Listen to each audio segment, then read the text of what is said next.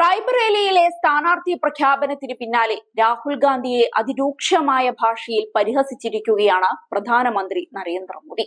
വയനാട്ടിൽ തെരഞ്ഞെടുപ്പ് കഴിഞ്ഞതിന് പിന്നാലെ സുരക്ഷിത സീറ്റ് തേടി ഓടുകയാണ് രാഹുൽ എന്നാണ് മോദി പരിഹസിച്ചത്.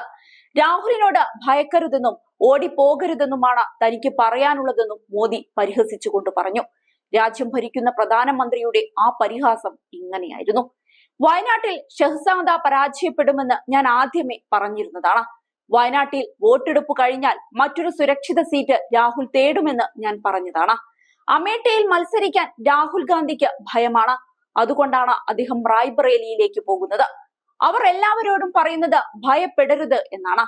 എന്നാൽ എനിക്ക് ഇന്ന് അവരോട് പറയാനുള്ളത് ഭയക്കരുതെന്നും പേടിച്ചോടരുതെന്നുമാണെന്ന് പശ്ചിമ ബംഗാളിൽ നടന്ന BJP റാലിയിൽ മോദി രാഹുലിനെയും കോൺഗ്രസിനെയും പരിഹസിച്ചുകൊണ്ട് പറഞ്ഞു. റായ്ബറേലി ഉപേക്ഷിച്ച് സോണിയാഗാന്ധി രാജ്യസഭയിലേക്ക് മത്സരിച്ചതിനെയും മോദി വിമർശിക്കുകയുണ്ടായി. കോൺഗ്രസിന്റെ ഏറ്റവും വലിയ നേതാവ് തെരഞ്ഞെടുപ്പിൽ മത്സരിക്കാൻ ധൈര്യപ്പെട്ടില്ലെന്നും അവർ ഓടിപ്പോകുമെന്നും ഞാൻ പാർലമെന്റിൽ പറഞ്ഞിരുന്നു. അവർ രാജസ്ഥാനിലേക്ക് ഓടിപ്പോയി. ഇപ്പോൾ രാജ്യസഭയിലെത്തിയെന്ന് സോണിയാഗാന്ധിയെ ചൂണ്ടി മോദി പറഞ്ഞു. കോൺഗ്രസിനെ പരിഹസിച്ചും വിമർശിച്ചുമാണ് മോദിയുടെ ഓരോ റാലിയും കടന്നുപോകുന്നത്. കഴിഞ്ഞ ദിവസവും നടന്നത് അതുതന്നെയാണ്.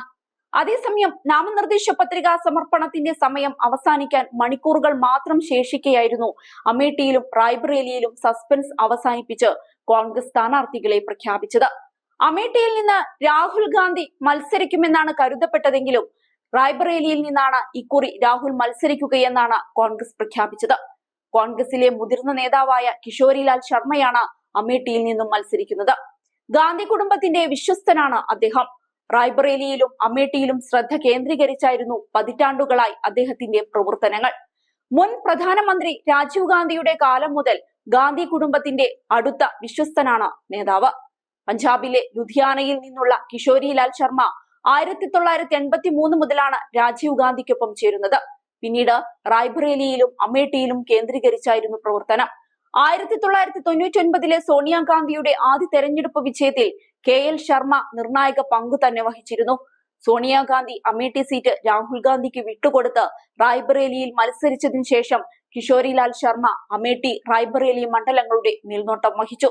7 ഘട്ടങ്ങളിലായി നടക്കുന്ന പൊതു തെരഞ്ഞെടുപ്പിന്റെ 5ാം ഘട്ടമായ മെയ് 20-നാണ് അമേഠിയിലും റായ്ബറേലിയിലും വോട്ടെടുപ്പ് നടക്കുന്നത്. BJPയുടെ ദിനേശ് പ്രതാപ് സിംഗിനെതിരെയാണ് രാഹുൽ ഗാന്ധി മത്സരിക്കുന്നത്. രാഹുൽ ഗാന്ധിയെ പരാജയപ്പെടുത്തിയ കേന്ദ്രമന്ത്രി സ്മൃതി ഇറാനിയാണ് കിഷോരിലാൽ ശർമ്മയുടെ എതിരാളി. അതേസമയം അമേഠിയിൽ നിന്നാണ് ആദ്യമായി രാഹുൽ തെരഞ്ഞെടുപ്പ് പോരാട്ടത്തിന് ഇറങ്ങിയത്. 2004 മുതൽ മണ്ഡലത്തിൽ നിന്നും വിജയിച്ച രാഹുൽ 2019 അമേഠിയിൽ പരാജയപ്പെട്ടു. BJPയുടെ വനിതാ നേതാവായ സ്മൃതി ഇറാനിയോട് മത്സരിച്ചായിരുന്നു രാഹുൽ അന്ന് പരാജയം ഏറ്റുവാങ്ങിയത്. ഇക്കുറിയും അമേഠിയിൽ മത്സരിക്കാൻ BJP രാഹുലിനെ വെല്ലുവിളിച്ചിരുന്നു. രാഹുൽ അമേഠിയിൽ മത്സരിക്കുന്നത് ഇന്ത്യ സഖ്യത്തിനും ഊർജം പകരുമെന്നായിരുന്നു വിലയിരുത്തപ്പെട്ടത്. എന്നാൽ ഇതെല്ലാം തള്ളിക്കൊണ്ടാണ് റായ്ബറേലിയിൽ നിന്നും രാഹുലിന്റെ സ്ഥാനാർത്ഥിത്വം കോൺഗ്രസ് പ്രഖ്യാപിച്ചത്.